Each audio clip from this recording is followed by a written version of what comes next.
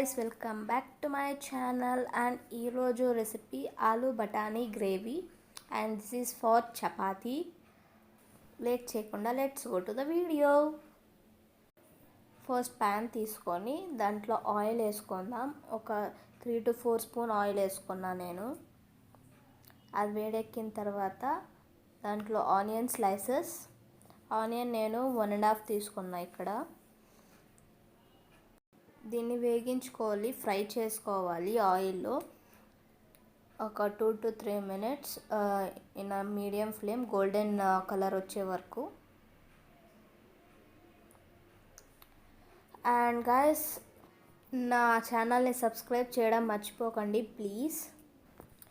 Ginger garlic paste 1.5 spoon తీసుకున్నా. ఇది నేను ప్రీవియస్ వీడియోలో జింజర్ గార్లిక్ పేస్ట్ ఎలా చేయాలో అని నేను చెప్పాను, అది చూడండి.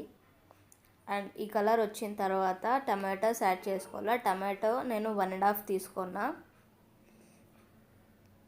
ఇప్పుడు బాగా వేయించుకొని అది స్మాష్ చేసుకోవాలి. కొంచెం సాఫ్ట్ అయ్యే వరకు దాన్ని వేయించుకొని ఈ రకంగా ఉండాలి. ఆలూ బఠానీ యాడ్ చేసుకొని దాన్ని బాగా మిక్స్ చేసుకోవాలి, మిక్స్ చేసి పెట్టుకోవాలి.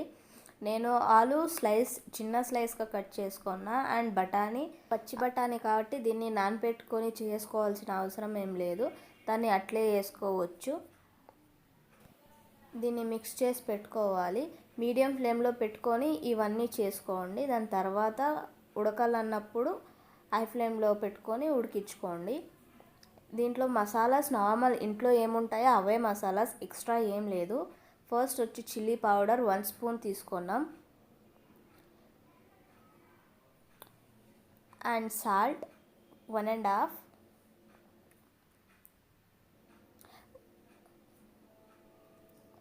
అండ్ ధనియా పౌడర్ 1 స్పూన్. అండ్ నా ఛానల్ని సబ్స్క్రైబ్ చేయడం మర్చిపోకండి. And bell icon is must. నా అప్కమింగ్ వీడియోస్ మీకు వస్తుంది. It will be a good simple.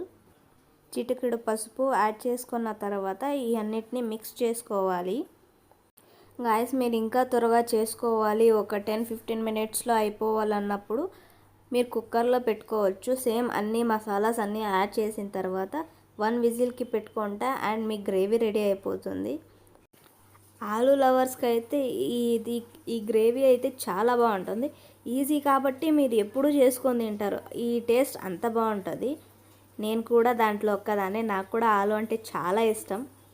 And దాంతోపాటు బఠానీ కూడా ఉంటుంది. And this is a nice combination to have. 1 glass of water తీసుకొని దాన్ని మిక్స్ చేసుకోవాలి అండ్ బాయిలింగ్కి పెట్టుకోవాలి. ఇప్పుడు మీడియం ఫ్లేమ్లో బాయిల్ చేసుకోవాలి. ఒక 20 మినిట్స్ వరకు మూత పెట్టుకొని మనం ఉడికించుకుందాం. And after 20 minutes gravy ready అయిపోయింది. ఇలా ఉంటుంది వీడియోలో ఉన్నట్టు. And aloo batani gravy is ready. Serve it, have it.